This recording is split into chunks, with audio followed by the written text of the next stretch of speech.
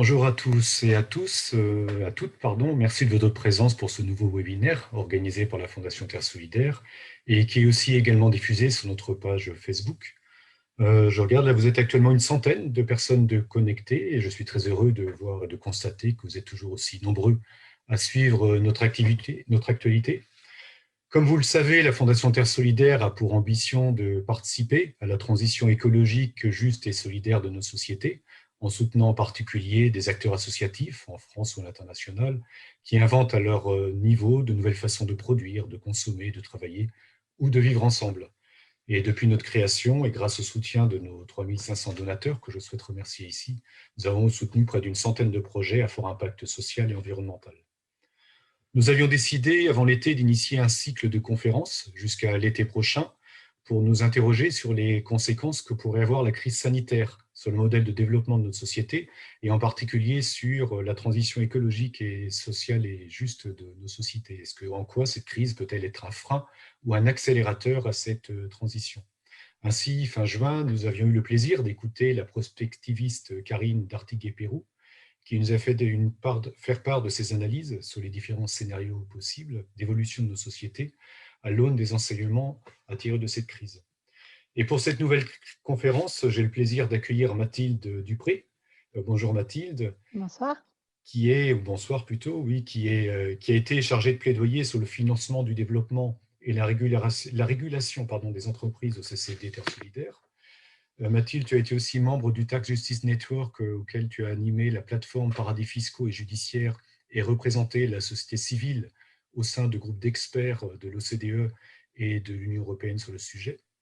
Puis tu as présidé le Forum citoyen pour la responsabilité sociale des entreprises et participé aux travaux de la plateforme nationale d'action globale pour la RSE et à l'élaboration de la loi française sur le devoir de vigilance des entreprises. Et enfin, tu as rejoint en 2015 l'Institut Veblen pour développer le programme sur la politique commerciale européenne, où tu es actuellement co-directrice. Et tu es auteur, avec Samuel Leray, du livre Après le libre-échange, quel commerce international face aux défis écologiques, qui a été publié aux éditions des Petits Matins, livre que vous pouvez tous retrouver sur la page de notre libraire indépendant partenaire. On vous enverra dans le chat le lien pour accéder à cette page. Peut-être Mathilde, déjà dans un premier temps, tu pourrais nous présenter plus en détail l'Institut Veblen. Oui, bien sûr, et merci pour cette invitation. Je suis très heureuse d'être, avec vous ce soir. L'Institut Veblen, c'est un think tank, en fait, qui travaille sur, les réformes économiques dont on a besoin pour faire la transition, écologique et sociale. C'est-à-dire pour transformer nos économies de manière, à respecter, les limites physiques de la planète, tout en essayant d'améliorer le sort des plus vulnérables, puisque nous considérons que la réduction des inégalités qui mine aujourd'hui la cohésion dans nos sociétés et la promotion de la participation des citoyens à la transition, sont 2 conditions essentielles pour réussir, ce défi de la transition écologique. Donc on est une association, nos membres sont essentiellement des universitaires. Notre nouvelle présidente depuis quelques semaines est Dominique Méda, que j'imagine vous connaissez tous. On a un vice-président qui est James Galbraith, économiste aux États-Unis, et puis il y a des gens dans notre CA tels que Gaël Giraud, Jean Gadret, Laurence Cialom, et cetera. Et de façon un peu schématique, on a 3 types d'activités, à la fois, la production, diffusion d'analyses, et de propositions dans le débat public. On a, une collection de livres en partenariat avec les éditions des Petits Matins, et puis on publie aussi régulièrement des notes un peu plus techniques. On fait tout un travail aussi auprès des organisations de la société civile pour favoriser la rencontre entre le monde de la recherche et les acteurs de terrain. Et notamment, on a tout un programme d'activité aussi sur la promotion du pluralisme, et de l'économie écologique dans l'enseignement et la recherche. Il y a des partenariats, nouveaux assez forts avec des associations étudiantes qui sont mobilisées sur ces enjeux. Et puis on fait un travail de plaidoyer auprès des décideurs, sur plusieurs grands programmes, notamment la régulation financière ou la politique commerciale. Merci pour cette présentation et j'imagine que vous avez le site internet que peut-être le rappeler pour que si des personnes veulent entre autres lire vos notes qui sont toujours très passionnantes et intéressantes, qui sont accessibles sur votre site. C'est www.veblen-institute.org. Voilà, on le remettra aussi sur le chat. N'hésitez pas à utiliser le chat tout le long de cette conférence pour poser vos questions. On va dans un premier temps entrer en dialogue. Je vais entrer en dialogue avec Mathilde sur différentes questions, sur les sujets sur lesquels elle travaille. Et puis après, dans une deuxième partie, nous pourrons reprendre les questions que vous aurez mentionnées sur le chat de ce webinaire. Alors peut-être pour commencer, Mathilde, au sein de l'Institut Veblen, vous avez travaillé sur le projet européen de Green Deal, hein, qui a été annoncé juste avant la crise sanitaire. Et au niveau de l'Institut, vous avez écrit une note sur ce programme et vous mentionnez entre autres qu'il était, s'il était effectivement mis en œuvre, le Green Deal pourrait marquer un tournant dans l'histoire européenne autour d'un programme écologique à la hauteur des enjeux civilisationnels auxquels nous faisons face. Un an après, qu'en est-il tout juste, qu'en est-il de ces annonces? Est-ce que tout ça n'a pas été balayé par la pandémie et la crise économique qui en découle? Alors effectivement, les crises à la fois sanitaires et économiques auxquelles on est confronté dans cette année tout à fait exceptionnelle interviennent dans un contexte qui est déjà marqué par des urgences écologiques et sociales qui posent des défis sans précédent à nos générations. D'ailleurs, notre modèle de développement est pas complètement étranger hein, à l'apparition de nouvelles épidémies. Ça a été bien souligné par un certain nombre d'experts. On fait aujourd'hui de plus en plus le lien entre la disparition de la biodiversité et l'apparition de nouvelles épidémies. Et on a aussi été alerté par les scientifiques sur le fait que le dérèglement climatique pourrait accroître un certain nombre de risques sanitaires à l'avenir. Mais justement, avant l'arrivée de cette épidémie, l'Union européenne s'apprêtait à se lancer dans une mutation importante avec la promotion de ce projet de Green Deal, de pacte vert, qui avait été annoncé donc, par la Commission européenne fin 2019. Et c'est un objectif, si on le prend au pied de la lettre, c'est un programme d'une ampleur inédite, puisqu'il visait à la fois à mettre l'Union européenne sur la voie de la neutralité climatique d'ici 2050, et d'une économie, là je cite la Commission européenne, dans laquelle la croissance économique serait décorrélée, dissociée de l'utilisation des ressources. Donc, si effectivement on arrivait à mettre en œuvre ces deux objectifs, on serait dans un projet vraiment très, très ambitieux et donc qui pourrait marquer un vrai tournant dans l'histoire de l'Union européenne. Par ailleurs, il y a un élément qui nous semblait assez essentiel dans ce programme, qui était l'introduction de ce que l'Union européenne a appelé le serment vert ou le serment de ne pas nuire, c'est-à-dire un principe général de mise en cohérence de toutes les politiques européennes à l'aune de ce Green Deal. Donc évidemment, on a fait un exercice un peu plus approfondi de ce programme et on a trouvé pas mal de choses à redire avec beaucoup d'insuffisances encore sur l'approche générale où on voit qu'il y a quand même encore des dimensions qui restent encore trop faibles dans la façon dont l'Union européenne envisageait de décliner opérationnellement ce paquet, dans la mise en cohérence de ces politiques publiques, dans les outils de gouvernance qui sont utilisés et surtout dans les moyens qui étaient annoncés déjà avant la crise économique et la crise sanitaire, puisque les moyens n'étaient pas tout à fait à la hauteur des besoins qui avaient été estimés par la Commission elle-même. Mais il nous semblait quand même que cette vision d'ensemble marquait une inflexion intéressante dans le débat européen sur les enjeux de transition et une base de travail collective assez solide.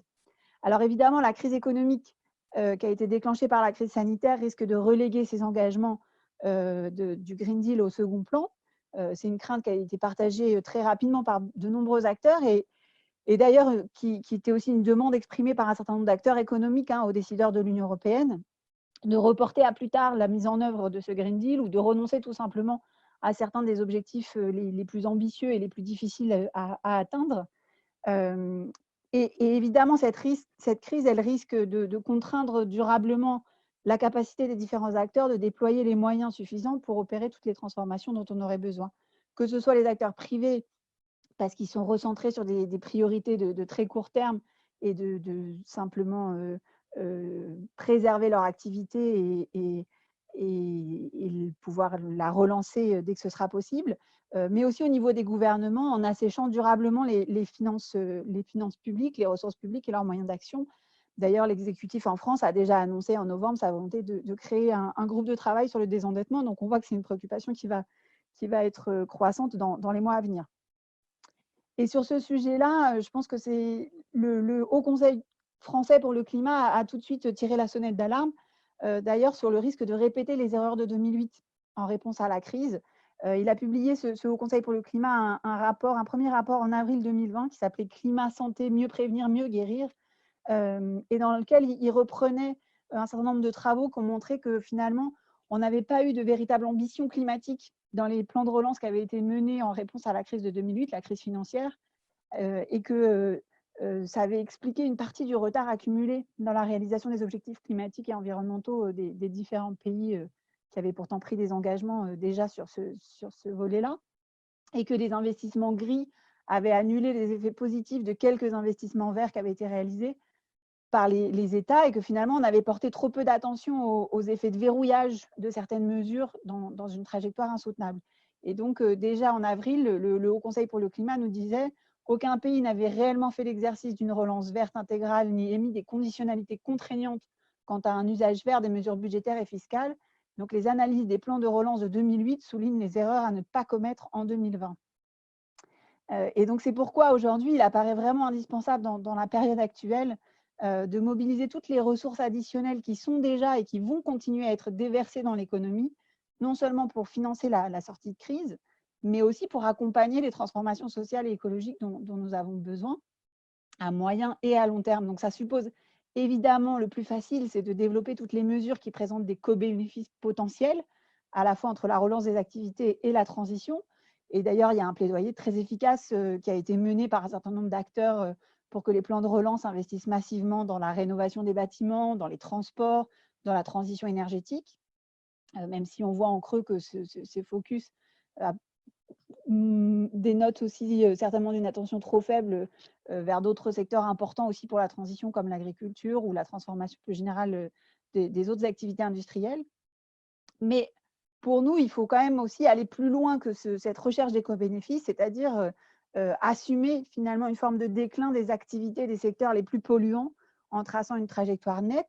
Ça veut dire une trajectoire qui réponde à 3 critères, à la fois la prévisibilité, la progressivité et l'irréversibilité, et en prévoyant un accompagnement public massif des secteurs économiques qui vont devoir se reconvertir et des salariés qui sont concernés pendant cette phase de transition. Et ça peut paraître politiquement un peu incorrect de vouloir mettre à terre aujourd'hui des pans d'activité qui sont déjà durement affectés par la crise, qui demandent aujourd'hui des aides d'urgence. Mais ce serait, à notre sens, encore plus irresponsable de continuer à déverser des sommes considérables d'argent public pour maintenir les emplois et relancer ensuite ces activités sans se préoccuper de leur viabilité écologique à moyen terme et sans se préoccuper non plus des marges de manœuvre futures des États pour accompagner d'ici quelques années les ajustements qui n'auront été que différés, au risque de devoir être conduits de façon encore plus brutale. Et donc justement, parce que les circonstances exceptionnelles de la pandémie et de la crise économique obligent les décideurs à sortir de leur cadre habituel et du champ du possible en matière de politique économique notamment, il nous semble que c'est le moment d'inviter les États à explorer des pistes encore plus ambitieuses pour se donner les moyens collectivement de répondre aux multiples défis sans avoir à choisir entre l'urgence économique et la transition écologique et sociale. Et donc, on a déjà vu les lignes bouger, c'était déjà un peu le cas en 2008, avec l'évolution ou l'adaptation de certaines règles qui paraissaient immuables avant l'arrivée de la crise. Donc en 2008, par exemple, il y avait déjà eu le développement d'une politique monétaire qui était tout à fait nouvelle, une politique monétaire très expansive, en rupture complète avec l'approche qui avait été privilégiée jusque-là.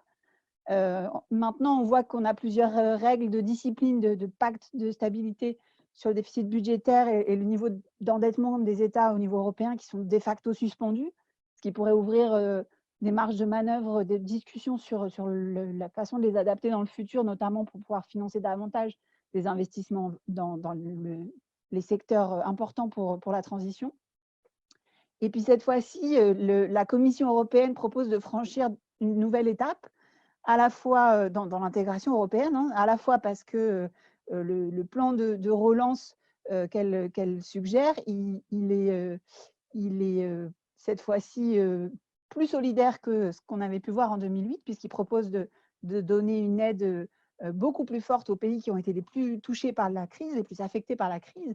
Et puis, il fait un pas important dans la mutualisation de la dette à l'échelle européenne, ce qui est tout à fait nouveau et qui était loin d'être une évidence au moment où ça a commencé à être discuté, puisque cet emprunt Next Generation EU de 750 milliards va être contracté au nom de l'Union européenne et qu'il sera remboursé pas à la hauteur de ce que chaque État aura touché, mais selon une clé de répartition qui sera différente.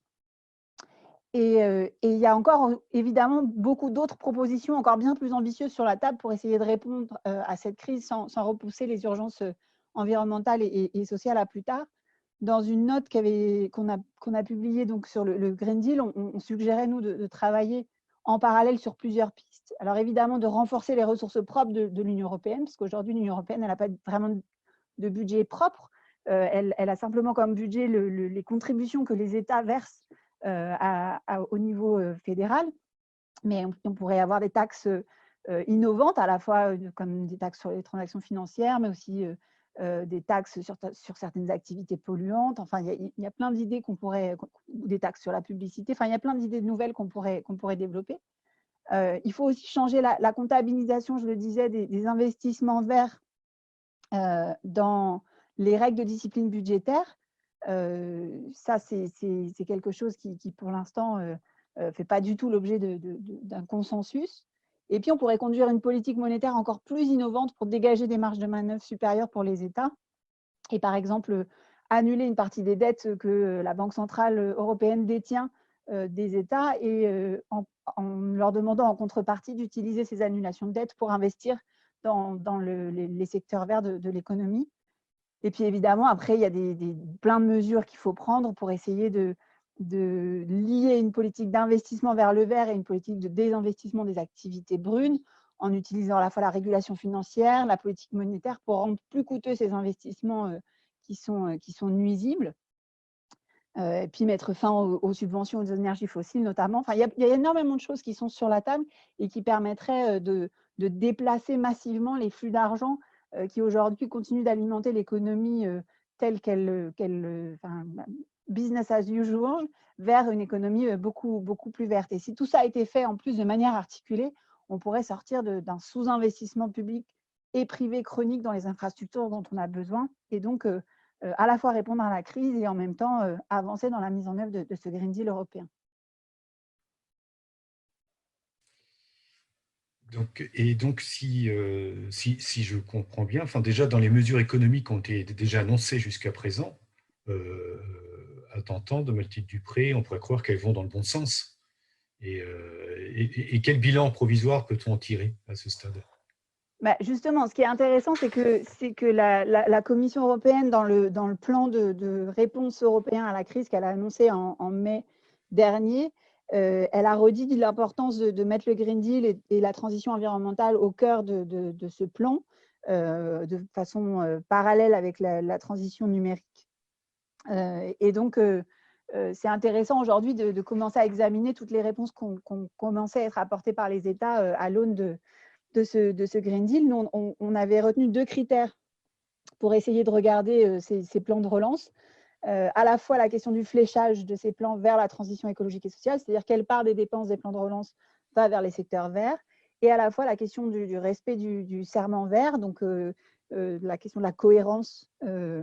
Est-ce qu'il n'y a pas des investissements gris qui vont annuler finalement les efforts verts qu'on pourrait faire? Et puis, quelles sont les contreparties que les États demandent aux acteurs économiques en contrepartie de leur soutien? Donc, sur le fléchage, les États européens se sont accordés sur un seuil de 30% au niveau du Conseil, c'est-à-dire 30% des plans de relance qui doivent aller vers le verdissement de l'économie. La France, elle respecte cet engagement dans le plan de 100 milliards qui a été annoncé le 3 septembre, le plan France Relance. C'est un bon début, mais on aurait évidemment pu aller plus loin. La Commission européenne suggérait que sur le paquet d'argent qui va être mis à disposition des États par l'Union européenne, ce soit 37%.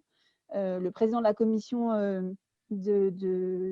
la commission environnement du Parlement européen, Pascal Canfin, qui appartient au groupe Renew, donc des centristes au niveau européen, il proposait que ce soit même 40%. Donc on voit que bon, là, c'est un chiffre, un seuil entre guillemets seulement 30% qui a été retenu. En France, le montant des investissements, il a été annoncé pour les 2 prochaines années, les 2 années à venir.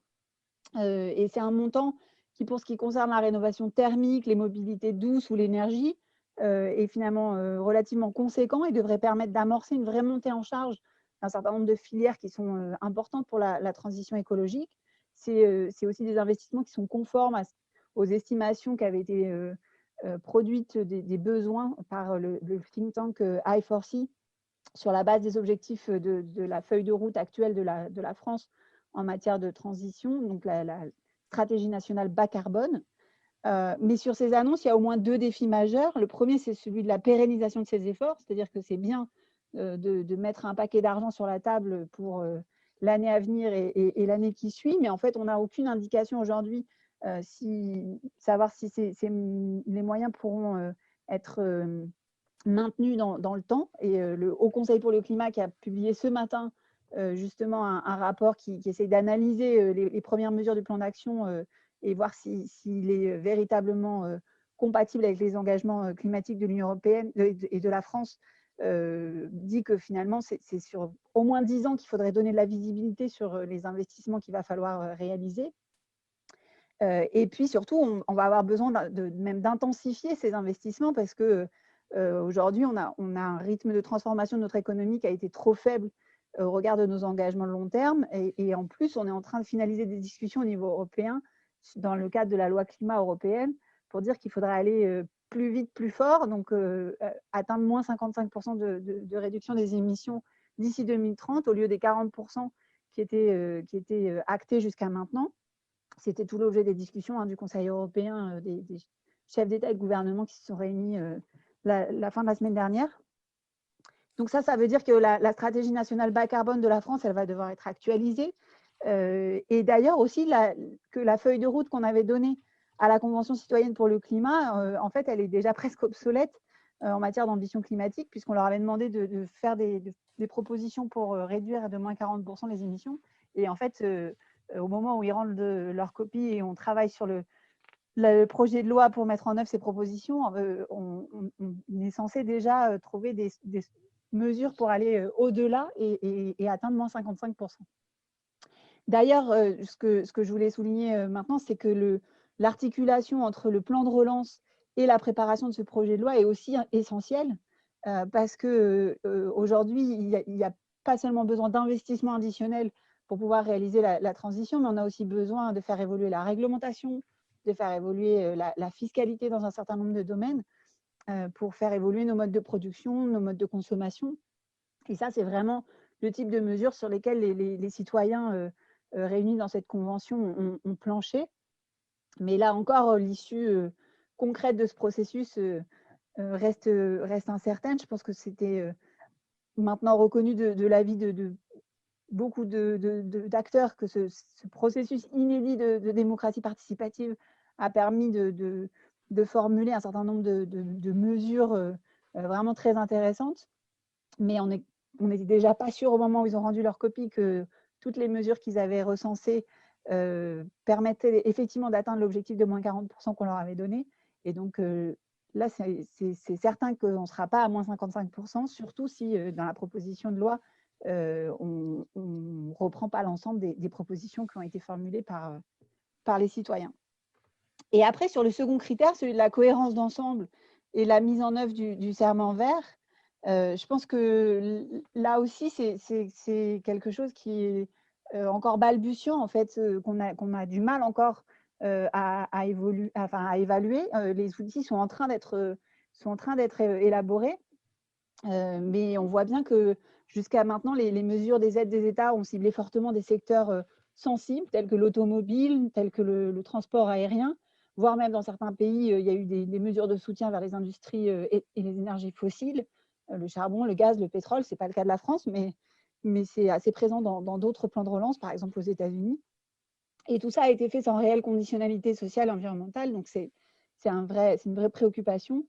Quand on regarde les choses au niveau européen, il y a eu 2 300 milliards d'euros d'aides nationales qui ont été notifiées par les États à la Commission au premier semestre 2020. Et le climat n'était clairement pas un critère d'évaluation de ces aides.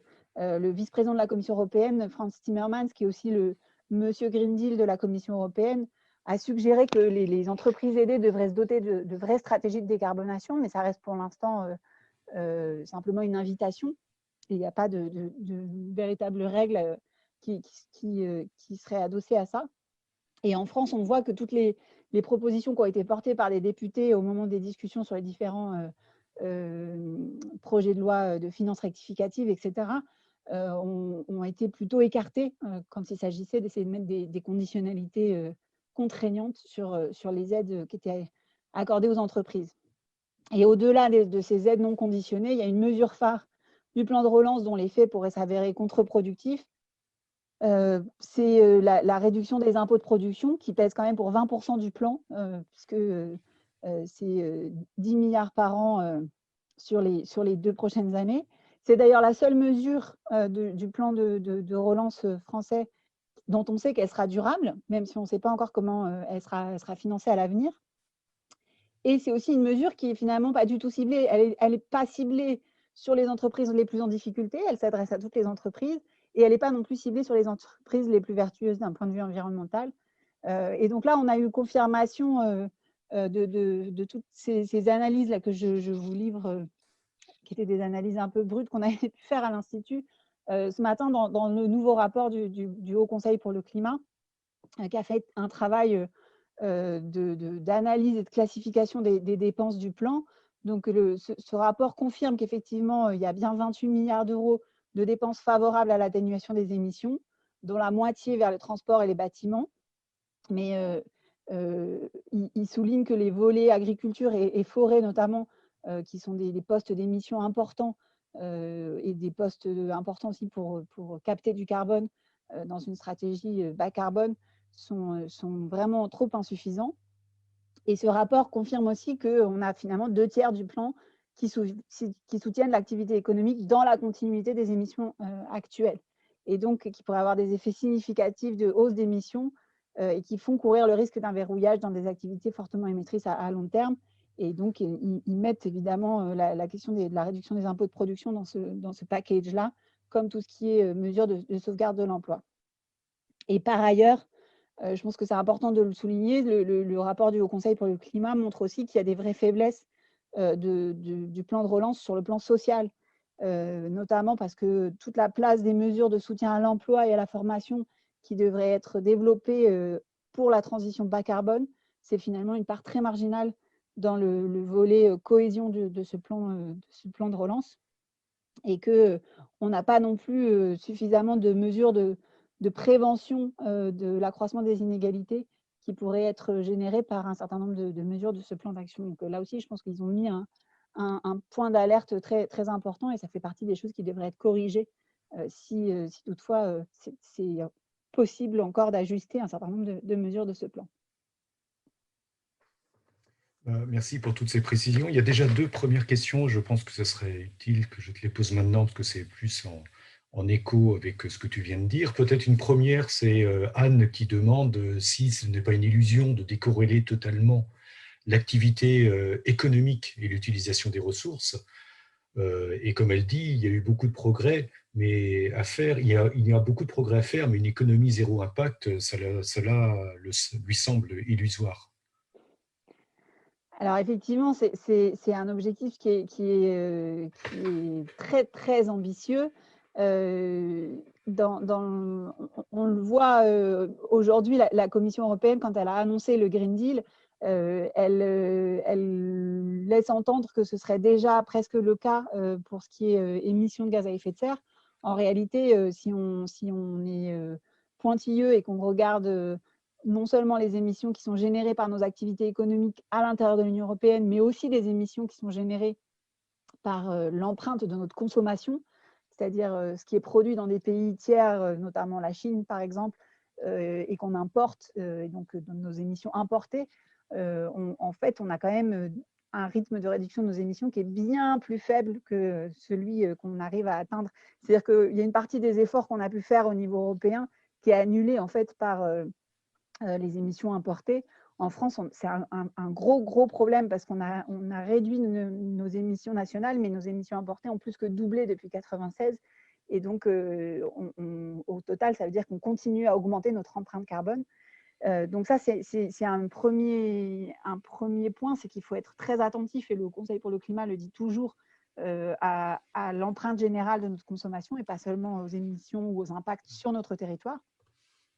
Et l'autre chose, c'est qu'effectivement, ce découplage, si on prend ce que la Commission européenne annonce au pied de la lettre, ça voudrait dire qu'il faut aussi regarder le découplage par rapport à d'autres ressources, notamment l'artificialisation des sols, notamment les ressources en eau, notamment les ressources dans un certain nombre de métaux rares et de ressources dont on sait qu'ils pourraient être amenés à s'épuiser vu le rythme auquel on les consomme.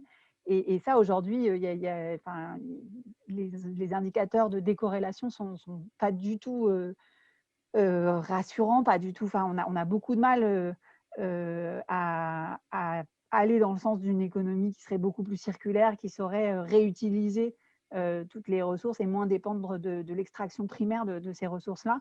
Donc effectivement, c'est là où on dit que si l'Union européenne est sérieuse avec les objectifs qu'elle affiche, ce Green Deal pourrait vraiment être un projet de transformation complète de nos économies, et c'est encore loin d'être le chemin qu'on a pris jusqu'à présent. Mais sans dire qu'on sera à zéro utilisation, dire que c'est plus corrélé, ça veut dire qu'il faut qu'on trouve le moyen, si on veut continuer à pouvoir avoir de la croissance de certaines activités économiques, que cette croissance ne repose pas sur l'épuisement et la disparition de ces ressources dans l'avenir. Il y a aussi deux questions autour de la dette. Il y a une première question qui est posée par Véronique qui nous demande, parce que tout à l'heure tu as dit qu'il y avait il n'y aura pas forcément la même clé de répartition de remboursement de la dette entre ceux qui vont utiliser les fonds de l'Union européenne dans ce cas de ces plans de relance et puis le remboursement. Donc peut-être donner, si tu connais les mécanismes, les clés de répartition au niveau du remboursement de cette dette. Et toujours une question aussi sur cette dette, finalement, c'est la question, tu l'as commencé à l'aborder, c'est la question de est-ce qu'il serait possible ou pas d'annuler une partie de cette dette, entre autres celle qui est détenue par la BCE, qui a été rachetée dans le cadre de l'assouplissement quantitatif, et puis pour voir comment l'annuler avec des conditions, en la conditionnant à des investissements environnementaux. Alors en effet, ce qui est nouveau là dans le plan qui a été présenté par l'Union européenne, c'était de dire on emprunte tous ensemble au nom de l'Union européenne et on se donne quelques années pour dépenser cet argent, on ne le rembourse pas tout de suite en plus. Et quand il s'agira de le rembourser, à la fois l'Union européenne dit qu'elle veut quand même développer quelques ressources propres. Donc elle parle notamment des recettes qui pourraient être générées par éventuellement le mécanisme d'ajustement carbone aux frontières qu'elle compte mettre en œuvre dans le cadre du Green Deal, ou quelques nouvelles taxes, mais qui sont encore toutes petites, qu'elle envisage. Mais après, il s'agira quand même de demander aux États de rembourser une partie. Mais effectivement, l'idée, c'est que la clé de répartition, elle dépend de la situation économique des États au moment où il s'agira de la rembourser, donc d'ici quelques années, une dizaine d'années, je crois que c'est d'ici 2030. Donc ça voudrait dire que potentiellement les États ne rembourseront pas exactement l'équivalent de ce qu'ils ont reçu. La France, aujourd'hui, elle est troisième récipiendaire, destinataire de cet emprunt européen. Et donc, vu son poids économique, elle aura certainement une partie quand même importante à rembourser, mais ça dépendra de la position relative des uns et des autres dans l'économie européenne en 2030. Après, pour ce qui est de l'intervention des banques centrales et de ce que pourrait faire la Banque centrale, effectivement, il y a plusieurs propositions qui sont sur la table. Nous, on travaille beaucoup avec une économiste qui est notre conseillère scientifique sur ces sujets-là à l'Institut Veblen, qui s'appelle Jésabel Coupé-Souvéran, que vous avez peut-être pu lire, par exemple, dans Le Monde, parce qu'elle tient une chronique régulière dans Le Monde. Et elle fait des propositions, effectivement, pour dire que on pourrait sans difficulté annuler une partie de la banque des dettes que la Banque centrale européenne détient, des dettes des États que cette Banque centrale détient, et qu'effectivement, l'intérêt, ce serait de le faire en conditionnant ça pour que ça libère de nouvelles marges de manœuvre pour investir dans la transition écologique et sociale. Donc pour ça, il faudrait qu'il y ait des critères qui soient élaborés collectivement et puis un système de suivi et d'évaluation pour s'assurer qu'effectivement ces investissements sont bien réalisés vers les secteurs qui sont les plus utiles pour la transition. Mais techniquement, aujourd'hui, ce serait tout à fait possible d'effacer une partie de cette dette et a priori, le risque serait assez limité puisque un des arguments qu'on oppose souvent, c'est de dire que si on annule de la dette, ça fait de la création monétaire et de l'inflation, etc. Aujourd'hui, ça fait plutôt des années qu'on n'a pas suffisamment d'inflation par rapport aux objectifs qu'on a fixés à la Banque centrale européenne. Donc, on a a priori plutôt des marges de manœuvre de ce côté-là. Si pour poursuivre le fil de notre discussion, là, si on s'éloigne un peu de ce continent européen et puis voir un peu au niveau à l'échelle internationale, bon, déjà une des grandes leçons de cette crise sanitaire, même si je dirais ça n'a pas été forcément une surprise, c'est que ça a mis en lumière la fragilité et l'interdépendance de nos économies. Et aussi, ça montre aussi les répercussions que peut avoir un confinement dans un pays comme la Chine, mais aussi des mesures qui ont été prises pour la règle des activités dans les différentes régions du monde. À ce stade, parce que l'histoire est en train de s'écrire, hein, mais à ce stade, quel bilan peut-on tirer de toutes ces leçons entre l'interdépendance et puis les répercussions de ces mesures de stop and go de l'économie? Et est-ce que tu vois des enseignements de cette expérience quant aux évolutions à l'œuvre dans les politiques menées par les États? Effectivement, si on regarde les choses à une échelle plus internationale, on voit que toutes les mesures un peu exceptionnelles qui ont été prises par les États ont mis en lumière la vulnérabilité de ce qu'on appelle nos chaînes de valeur internationales, donc ce qui constitue l'ensemble des activités économiques qui permettent de produire un bien ou un service qu'on consomme, nous, consommateurs finaux. Donc déjà, au début de la pandémie, la mise à l'arrêt de l'économie chinoise dans la province de Hubei, par exemple, dans laquelle sont présentes de nombreuses entreprises françaises, ça avait déjà provoqué des débuts de rupture d'approvisionnement dans certains secteurs. En tout cas, il y avait des craintes assez fortes, notamment pour l'automobile, les semi-conducteurs, les fibres optiques et l'acier, par exemple. Mais après, très vite, la propagation de l'épidémie et le confinement de presque la moitié de l'humanité au printemps 2020, évidemment, ça a plongé l'économie mondiale dans une crise sans précédent. Et on l'a vu au moment où on avait plus besoin, tous en même temps, de l'accès à un certain nombre d'équipements sanitaires, une espèce de compétition morbide entre les pays pour trouver, s'approvisionner dans ces équipements. Et donc, ça a révélé aussi la dépendance de nos économies à un certain nombre d'autres économies pour des produits aussi stratégiques. Donc, par exemple, la France était évidemment déficitaire pour tout ce qui était équipements de protection type gants et masques ou appareils médicaux type respirateur. On voit qu'elle ne dépend pas que de la Chine. Il y a beaucoup d'importations de la France qui viennent plutôt majoritairement de l'Union européenne. Mais on dépend aussi d'importations de produits plus longtemps comme la Chine ou les États-Unis. Et d'ailleurs, après, il y a aussi un vrai problème de transparence de ces chaînes d'approvisionnement, puisque il y a quand même un quart des importations qui sont enregistrées comme provenant de la Belgique ou des Pays-Bas, qui en réalité pourraient provenir de beaucoup plus loin, parce qu'elles ne font que rentrer par ces pays qui hébergent les plus grands ports d'entrée dans l'Union européenne. Et puis, on a vu aussi qu'on était devenu très dépendant à l'égard des importations en matière de médicaments, puisque 80% des principes actifs des médicaments consommés en France sont aujourd'hui importés de Chine ou d'Inde contre seulement 20% il y a 30 ans. Donc ça a vraiment mis en lumière ces dépendances, mais dans d'autres secteurs aussi et peut-être que c'était, encore un peu plus frappant pour nous, par exemple, dans le secteur agricole. La France aujourd'hui, elle est dépendante de produits importés, c'est-à-dire que si on exclut les vins et les spiritueux, on est importateur net de denrées agricoles, contrairement à ce qu'on imagine parfois. Et donc, par exemple, 50% des fruits et légumes qui sont consommés en France viennent de l'étranger. Et on est aussi dépendant d'une main-d'œuvre étrangère pour notre activité agricole française. On l'a tous lu et entendu dans les médias pendant le confinement et la fermeture des frontières, ça a aussi mis en difficulté certaines activités, notamment dans le maraîchage ou dans l'arboriculture, avec des besoins de main-d'œuvre qui ont été à un moment estimés à 200 000 travailleurs. Et en fait, on voit que c'est finalement des secteurs dans lesquels il y a des conditions de travail difficiles, des rémunérations très faibles et que ils ont l'habitude d'utiliser une main-d'œuvre précaire, donc à la fois des étudiants, des stagiaires, etc., mais aussi des travailleurs étrangers qui sont issus notamment d'Europe du Sud, de l'Est, du Maghreb. Et ce phénomène d'ailleurs est décrit par certains spécialistes comme une forme de délocalisation sur place.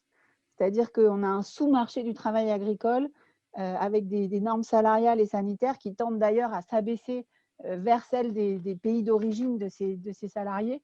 Et on a vu en fait que certaines productions seraient dans les conditions actuelles pas possibles sans la contribution de ces saisonniers étrangers. On a parlé des asperges du Gard et des Landes, des fraises en Dordogne ou en Lot-et-Garonne, etc. Donc tout cet épisode a relancé un débat assez fort en France sur l'organisation des activités économiques internationales et dans d'autres pays aussi, mais on peut le voir, les termes varient finalement beaucoup selon les pays, notamment à l'intérieur de l'Union européenne. En France, on parle beaucoup de relocalisation. Emmanuel Macron a eu une inflexion très forte de son discours sur ce sujet-là. Par exemple, il déclarait le 12 mars « Ce que révèle cette pandémie, c'est qu'il y a des biens et des services qui doivent être placés en dehors des lois du marché. Déléguer notre alimentation, notre protection, notre capacité à soigner, notre cadre de vie, au fond, à d'autres est une folie. Nous devons en reprendre le contrôle, construire encore plus que nous le faisons déjà une France, une Europe souveraine, une France et une Europe qui tiennent fermement leur destin en main. » Ça, c'est complètement en rupture avec toute la politique qui a pu être menée jusqu'à présent par ce gouvernement et par les gouvernements précédents. Mais on voit que ça a aussi rencontré un écho très fort dans l'opinion publique. En avril, il y avait aussi un sondage Odoxa qui montrait que 9 personnes interrogées sur 10 se prononçaient en faveur d'une relocalisation de la production industrielle et d'une politique visant à garantir l'autonomie agricole de la France. Et presque autant des personnes interrogées souhaitaient systématiser la présence d'un label qui permettrait d'identifier les produits non alimentaires produits en France ou en Europe. Donc ça, c'est vraiment des questions qui sont montées pendant le confinement. Et c'est aussi des questions qui ont été beaucoup discutées par la Convention citoyenne pour le climat. Et il y avait pas mal de propositions dans lesquelles ils proposaient de relocaliser une partie de la production, notamment pour soutenir l'emploi. Et donc évidemment, ça suppose de revoir un certain nombre de choses, notamment en matière de politique commerciale. Ils s'en sont fait l'écho assez largement en demandant notamment la dénonciation de l'application provisoire de l'accord entre l'Union européenne et le Canada, la renégociation de cet accord et puis une nouvelle approche pour les autres accords de commerce en cours de préparation. Après, il faut savoir qu'au niveau européen, cette vision-là, elle n'est pas nécessairement partagée par les autres pays de l'Union européenne. Il y a un peu une spécificité française à parler autant de la relocalisation parce que je pense qu'il y a l'idée que ça pourrait engendrer une hausse très importante des coûts de production et donc des pertes de pouvoir d'achat pour les consommateurs. En tout cas, que c'est une vraie question à prendre en compte.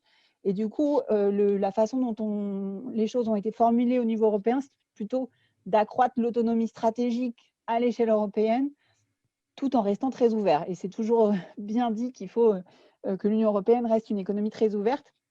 Et d'ailleurs, c'est dans ces termes-là qu'il y a eu le lancement par la Commission européenne d'une révision de la politique commerciale européenne en juin dernier, en disant, à l'aune de ce qui vient de se passer, de la crise sanitaire et économique, quels sont les changements qu'il faudrait faire dans la politique commerciale.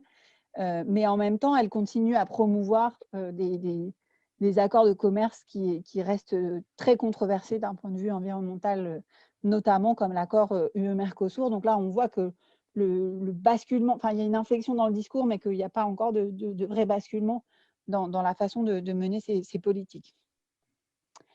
Et peut-être que pour revenir sur ces questions-là, je pense qu'il faut serrer un peu les problèmes. C'est-à-dire que si on parle d'autonomie stratégique, de longue date, on a reconnu de façon assez partagée à l'échelle européenne que c'était normal qu'il y ait une intervention forte des États dans des secteurs clés comme l'énergie ou la sécurité. Et donc que les États pouvaient intervenir de façon plus grande dans ces secteurs-là que dans d'autres secteurs. Et donc peut-être que la crise sanitaire a pointé des nouvelles fragilités et devrait nous amener à élargir la liste des secteurs stratégiques, donc notamment la santé, l'alimentation, peut-être le numérique aussi. On en a pas mal parlé aussi. Et donc ça pourrait justifier les interventions des États plus fortes, notamment pour filtrer les investissements, pour avoir des aides ciblées, pour mettre des contraintes plus grandes dans les commandes publiques, ou pour rétablir certains droits de douane, ou autoriser la constitution de stocks, enfin des mesures que d'habitude les États n'ont pas le droit de pratiquer quand il s'agit de secteurs non stratégiques. Après, il y a une vraie réflexion à avoir sur la résilience de l'Organisation mondiale des activités et le respect des limites planétaires, puisqu'on sait que ce genre de choc, on ne sait pas très bien comment, mais ce genre de choc peut être amené à se reproduire à l'avenir. Donc, il y a à la fois beaucoup d'économistes assez mainstream qui ont dit finalement la meilleure façon d'être résilient, c'est de diversifier davantage les approvisionnements dont on dépend.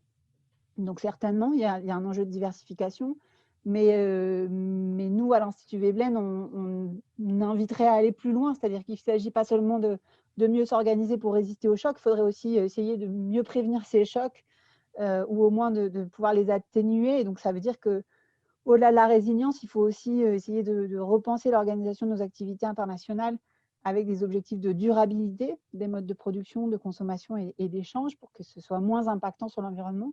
L'objectif de sobriété pour réduire la consommation, pour essayer de réduire l'empreinte écologique globale de nos activités économiques sur toute la chaîne. Peut-être un enjeu de subsidiarité aussi, c'est-à-dire en organisant des activités économiques à l'échelon le plus pertinent et en favorisant la proximité, l'ancrage territorial pour aussi promouvoir l'emploi et donc l'acceptation sociale de cette transition écologique. Et puis un principe de solidarité, parce qu'évidemment, il ne s'agit pas d'être dans une logique de repli nationaliste égoïste. Ce mouvement-là, il doit viser au contraire à permettre à chaque société de construire une économie adaptée à ses besoins, à ses préférences collectives. Et donc, il ne s'agit en aucun cas de stopper complètement les échanges ou de diaboliser le commerce international. De toute façon, ce ne serait pas possible de tout produire en France ou dans l'Union européenne. Il y a des chaînes de valeur qui sont très précieuses quand il s'agit de produire des biens de haute technologie qui requièrent des compétences pointues de la part d'une multitude d'acteurs. Même dans l'agriculture, il y a des biens agricoles à haute valeur ajoutée, ou alors des biens dont la production est localisée dans des zones très spécifiques pour des raisons climatiques et autres. Donc voilà, il ne s'agit pas du tout de dire qu'il ne devrait plus y avoir d'échanges internationaux, mais peut-être qu'on devrait essayer de réduire un peu la part de ces échanges internationaux et de re-régionaliser un certain nombre de chaînes de valeur. C'était déjà un peu à l'œuvre quand même avant cette crise économique, cette régionalisation des échanges, mais ça devrait certainement être accentué, y compris parce que ça doit être aussi un moyen de réduire l'impact international du commerce, enfin l'impact environnemental du commerce international et du transport de marchandises à l'échelle internationale, comme je disais, le Haut Conseil pour le climat, par exemple, nous y invite en prenant en compte tout ce qui est émissions importées, etc. Tout cela, pour finir, je pense que ça veut dire qu'il faut évidemment revisiter la politique commerciale de l'Union européenne. Aujourd'hui, la boussole, c'est la promotion des échanges et l'augmentation des échanges et du PIB qui en résulte. C'est vraiment ça la finalité. On pourrait dire que cette politique européenne, elle doit être mise au service d'un objectif plus grand, plus large, qui est celui du Green Deal et de la transition. Ça veut dire qu'il faut déployer aussi plus d'efforts politiques pour essayer de fixer des règles sociales, environnementales, fiscales beaucoup plus ambitieuses dans les échanges internationaux. Mais évidemment, c'est un exercice difficile et surtout dans le contexte actuel de remise en cause du multilatéralisme, de tensions commerciales entre la Chine et les États-Unis notamment. Mais je pense que l'Union européenne, elle ne doit pas sous-estimer sa capacité d'influence dans ce domaine. C'est-à-dire qu'elle a quand même un marché intérieur de 450 millions de consommateurs qui sont des consommateurs riches, si on les compare au reste du monde. Donc, c'est un marché qui est très attractif. Et donc, elle a la possibilité de peser sur les règles internationales en instaurant des règles beaucoup plus exigeantes d'accès à son marché. Et ça, aujourd'hui, ça reste un grand impensé du Green Deal européen. C'est-à-dire qu'on ne peut pas demander aux producteurs européens de renforcer les règles environnementales sur le sol européen sans se préoccuper de faire en sorte que les produits importés soient soumis aussi à des exigences équivalentes. Aujourd'hui, c'est une des raisons pour lesquelles, par exemple, l'ensemble des syndicats agricoles sont opposés à des accords comme le CETA ou comme l'accord UE-Mercosur. C'est qu'en fait, ils ont bien compris qu'il y a dans les produits importés des produits qui rentrent, qui ne répondent pas du tout aux mêmes normes et aux mêmes critères que ceux qui sont produits sur le sol de l'Union européenne.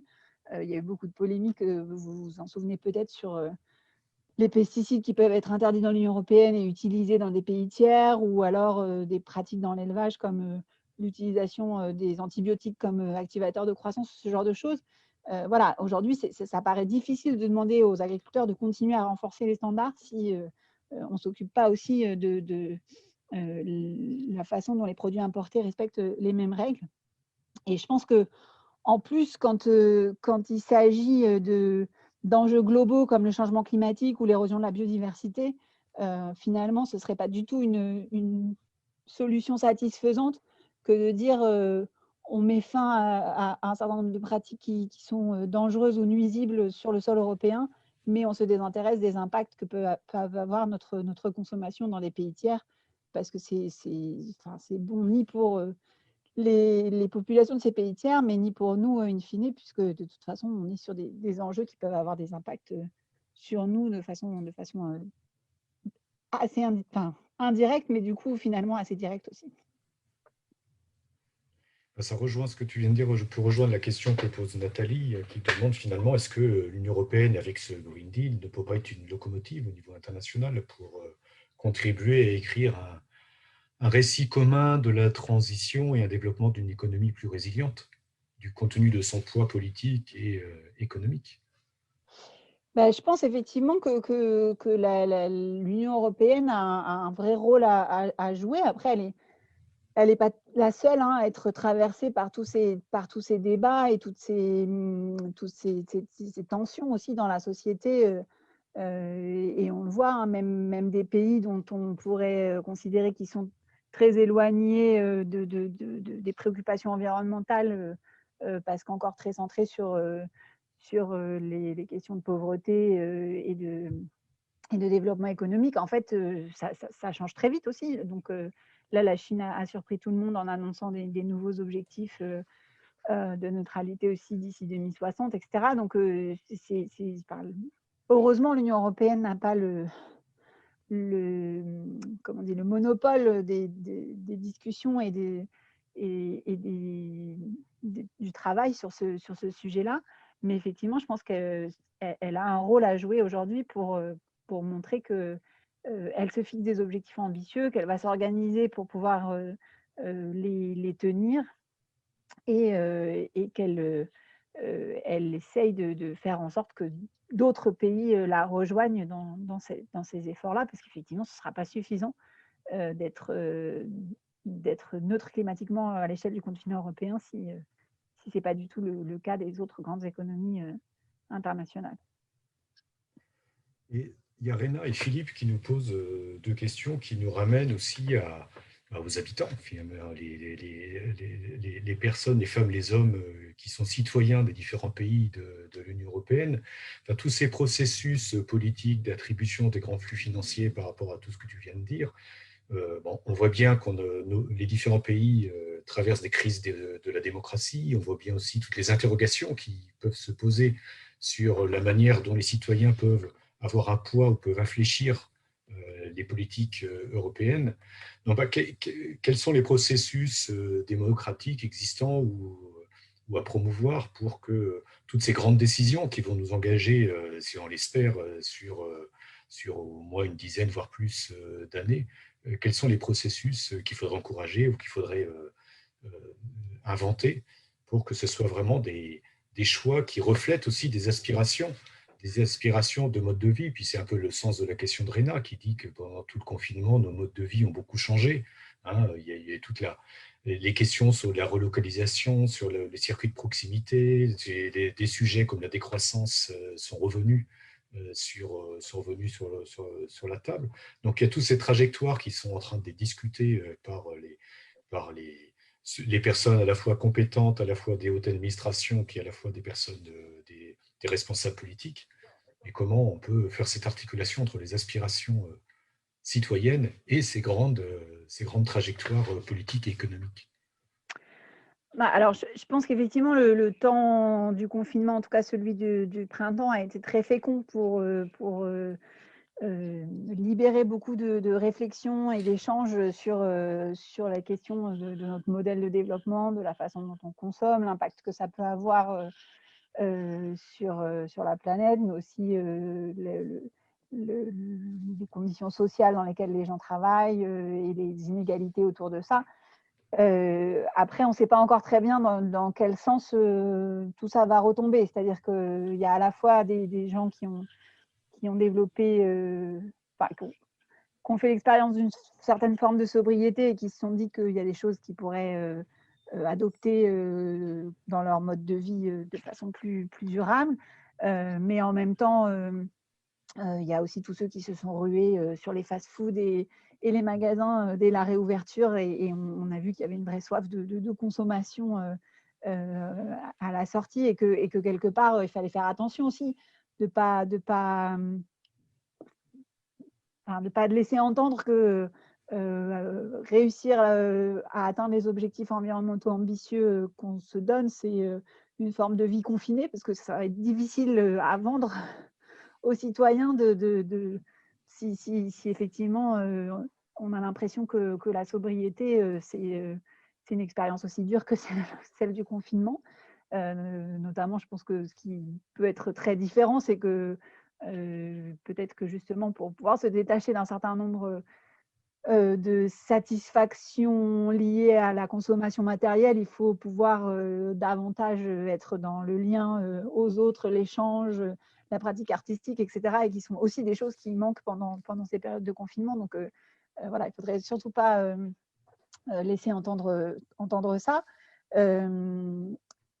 En plus, après, il y a des effets dans le confinement qui sont des effets qui sont difficiles à anticiper. Mais par exemple, il y a un économiste qui dit qu'il faudrait faire attention. Alors, on parle beaucoup de relocalisation et qu'en même temps, il y a eu un vrai effet d'apprentissage du télétravail du travail, enfin, des services à distance, et que peut-être les entreprises vont se mettre à délocaliser beaucoup de nouvelles activités dans les services aux entreprises, par exemple, et qu'on se rend compte que ça pourrait être fait à l'autre bout du monde, là où jusqu'à maintenant, il y avait encore des choses qui restaient de plutôt proximité. Donc voilà, il peut y avoir des effets aussi rebonds par rapport à tout ça.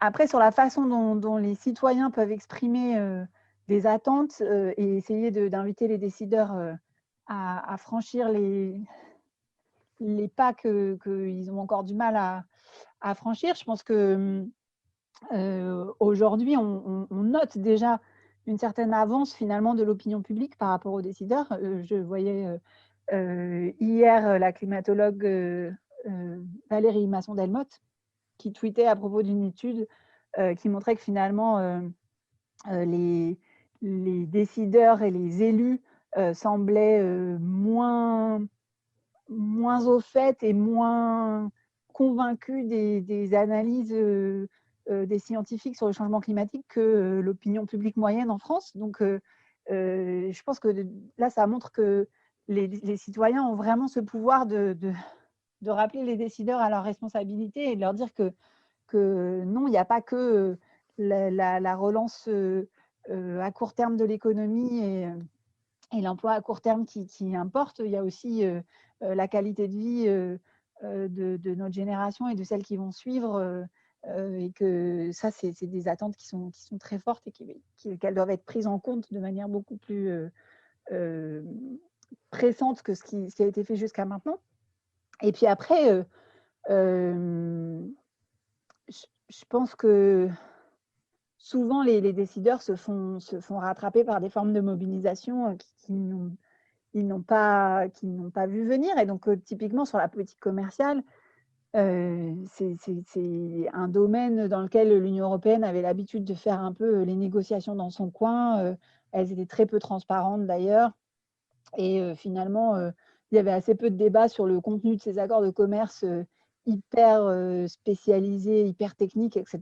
Et finalement, là, ils se rendent compte qu'ils n'arrivent plus à faire passer, à faire ratifier ces accords comme par le passé. Et l'accord UE-Mercosur, il provoque des débats énormes à l'intérieur de la France, mais aussi dans des pays qui étaient habituellement beaucoup plus favorable au libre-échange tel qu'il était pratiqué par l'Union européenne. Donc, je pense aux Pays-Bas, par exemple, où le Parlement a adopté une motion en disant qu'il ne fallait pas que le gouvernement ratifie cet accord. Mais ça provoque aussi beaucoup de débats en Autriche, en Irlande, enfin dans de nombreux pays qui du coup, voilà, viennent perturber le jeu et les discussions qui avaient habituellement cours dans les institutions européennes. Donc, je pense que ça, c'est tout à fait nouveau. Et puis après, je pense qu'effectivement, on est sur des enjeux qui sont tellement difficiles à prendre à bras le corps et sur lesquels les solutions sont difficiles à mettre en œuvre. C'est évident qu'il faut être innovant. Et de ce point de vue-là, tout le travail qui a été fait par la Convention citoyenne pour le climat, par exemple, c'est très, très inspirant, en fait. Il y avait beaucoup d'hésitation et beaucoup de gens qui se demandaient ce que ça pouvait donner. Comment 150 citoyens tirés au sort allaient pouvoir résoudre une des questions les plus difficiles de notre époque sans être expert, sans être voilà, habitué à travailler sur la définition de politique publique, etc. Et au final, on voit que c'est un travail absolument extraordinaire qui a été mené, qui était très enthousiasmant. Moi, j'ai eu la chance d'être auditionnée. C'était des gens qui étaient très, très impliqués dans la façon dont, dans le travail et la mission qui leur a été confiée et qui ont véritablement beaucoup donné pour pouvoir formuler ces propositions et qui, même si, enfin, il faut le rappeler, ce n'étaient pas des militants du climat, c'était quand même vraiment des gens qui viennent d'horizons très différents, de métiers, de régions, enfin, voilà, d'origines sociales très, très différentes et qui se sont forgés un diagnostic un peu commun et qui ont réussi à mettre sur la table un ensemble de mesures qui est quand même assez cohérent et qui serait de nature à accélérer le mouvement. Donc, je pense que ça, c'est par exemple quelque chose qu'il faut continuer à promouvoir et ça peut être le moyen de dépasser certaines divisions dans la société sur des sujets aussi difficiles. Même si, une fois qu'ils ont rendu leur copie, on voit que c'est difficile quand même de passer à l'étape suivante et d'aller concrètement dans la mise en œuvre de ces recommandations. Et c'est là où peuvent intervenir, par exemple, aussi les organisations de la société civile, comme l'Institut Veblen. C'est la question que pose Christian, finalement. C'est comment vous arrivez à diffuser toutes ces analyses, toutes ces recommandations au niveau des décideurs, hein, qu'ils soient français ou de l'Union européenne.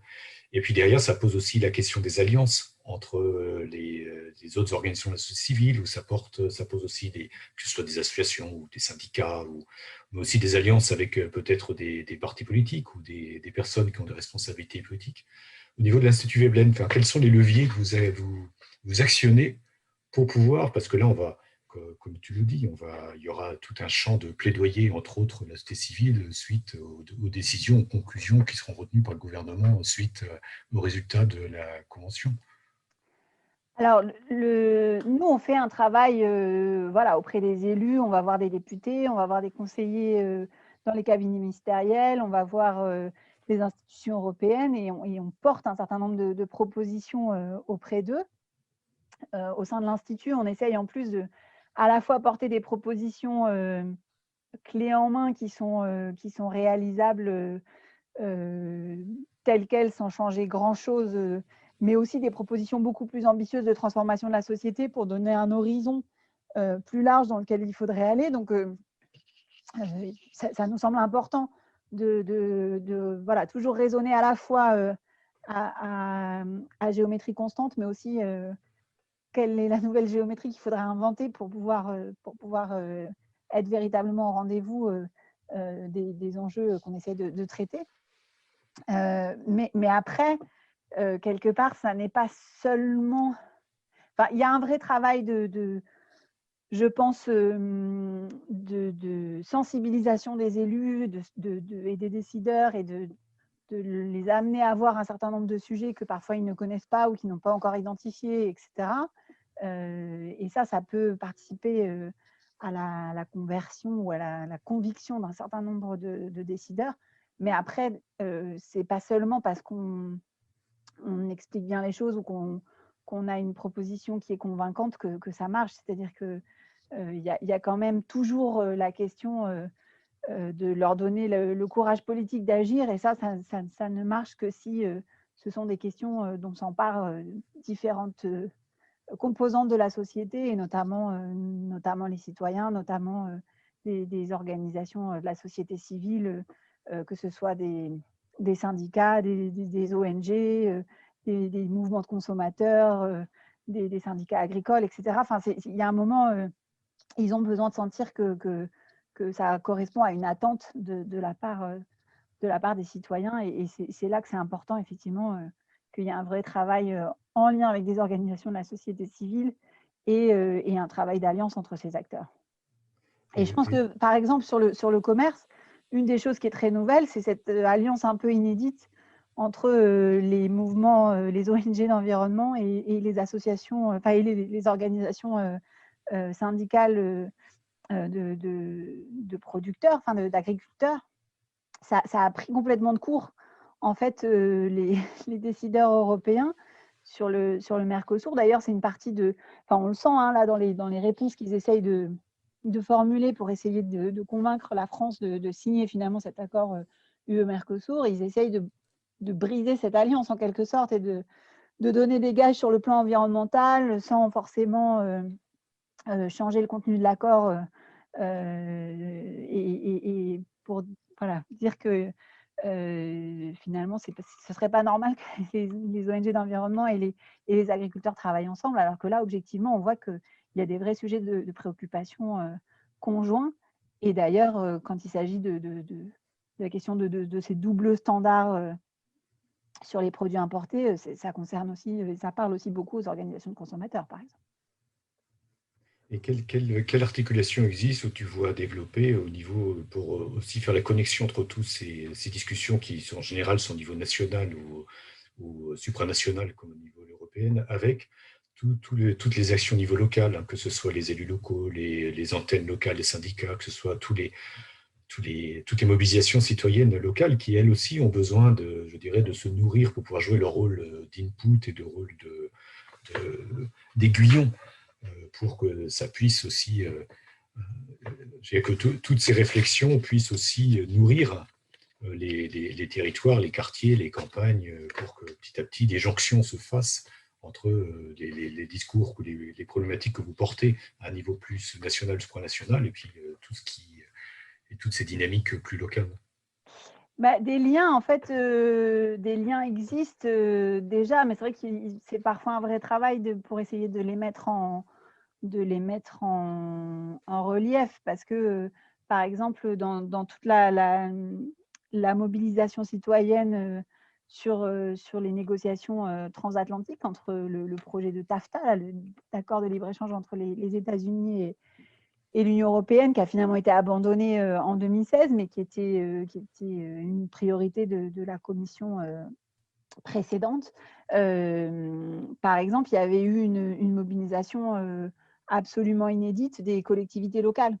Il y avait eu 800 collectivités locales, notamment municipalités françaises, qui avaient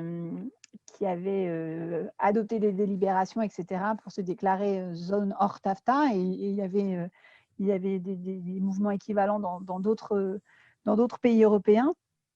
Et alors, c'était évidemment symbolique de prendre une délibération comme ça, parce que une ville n'importe où en France ne peut pas être hors TAFTA si un accord comme le TAFTA est signé entre l'Union européenne et les États-Unis. Mais c'était quand même une façon d'envoyer un signal fort et de faire le lien entre ce qu'essayent de faire un certain nombre de municipalités en matière de transition écologique et sociale, de soutien à des acteurs territoriaux qui développent des pratiques plus durables, qui essayent de s'engager voilà, dans des modes de production et de consommation un peu différents. Et un des liens très évidents, c'était par exemple la commande publique. Aujourd'hui, on a souscrit à des engagements, que ce soit à l'échelle européenne, mais en fait aussi à l'échelle internationale, dans des accords de commerce, pour dire que on devrait proscrire tout élément de contenu local dans la commande publique. C'est-à-dire que tous les acteurs économiques doivent pouvoir répondre à un appel d'offres d'une collectivité, et on n'a pas le droit de privilégier un acteur local, par exemple. Et bien ça, à la fois, ça paraît absurde, et il y a même des guides du ministère de l'Agriculture, par exemple, qui expliquent aux collectivités locales comment contourner cette règle-là dans la restauration collective, en mettant des critères de fraîcheur ou des critères enfin, voilà, un peu détournés. Et en même temps, on continue à écrire dans nos accords de commerce avec les autres pays du monde qu'on va garder une commande publique ouverte à la concurrence pour l'ensemble des acteurs économiques. Donc là, typiquement, c'est quelque chose qui concerne en fait voilà, la vie des collectivités locales au jour le jour, et ce qu'elles peuvent véritablement faire pour essayer de privilégier des modes de production et de consommation plus durables. Et ça leur parlait beaucoup, ce lien-là, par exemple. Là, il nous reste une dizaine de minutes. J'ai laissé en suspens deux questions qui font aussi écho à la première partie de ton intervention, entre autres un peu tous les nouveaux mécanismes qui peuvent être imaginés pour financer ces plans de relance ou ce Green Deal. Il y a une question déjà, où est-ce qu'on en est sur cette fameuse taxe sur les transactions financières finalement? Est-ce qu'il n'y a pas une fenêtre d'opportunité pour la repromouvoir, cette idée de la taxe Tobin, enfin de repromouvoir ça. Puis après, il y avait une question aussi sur est-ce qu'on ne peut pas aussi raisonner, pas simplement en monnaie habituelle, mais raisonner aussi le remboursement ou gager l'émission de monétaire avec une monnaie qui va être plutôt écologique, basée par exemple sur l'énergie, que intégrer des paramètres, que ce soit en termes de capture de CO2 ou des paramètres en termes de quantité d'énergie produite, de watts produits à partir d'énergie renouvelable, etc. Alors, sur la taxe sur les Tobin. transactions financières, c'est un serpent de mer dans le débat. On avait déjà pensé qu'après la crise de 2008, on aurait une fenêtre d'opportunité pour essayer de faire déboucher cette idée-là sur une proposition concrète.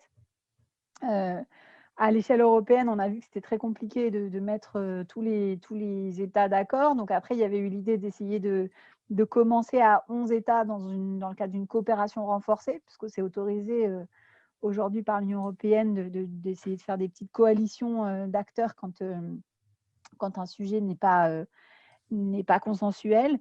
Mais en même temps, la France a joué un jeu finalement très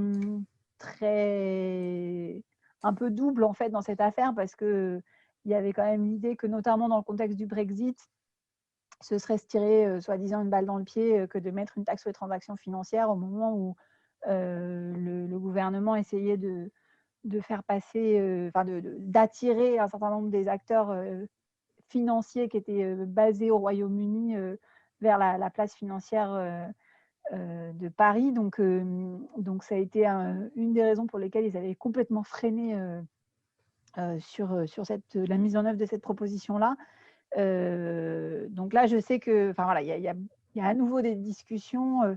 Il y a un eurodéputé qui a fait parler de lui récemment, qui est Laroutourou, qui, je ne sais pas si vous l'avez vu, avait engagé une grève de la faim au Parlement européen pour essayer de remettre cette question-là à l'agenda et qui réunit aujourd'hui des acteurs pour essayer de faire campagne à nouveau ensemble sur ce sujet-là. Nous, c'est évidemment une idée qu'on soutient et qui nous semble tout à fait pertinente et importante.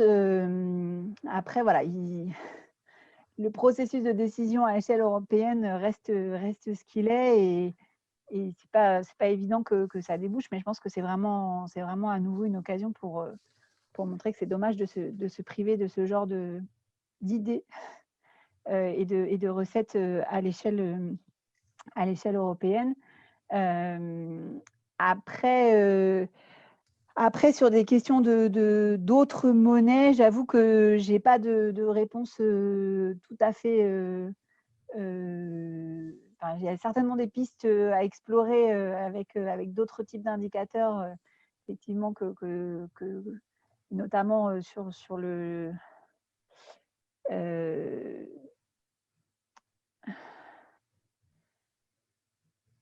Enfin, à l'échelle européenne en tant que telle, je pense que ça reste compliqué de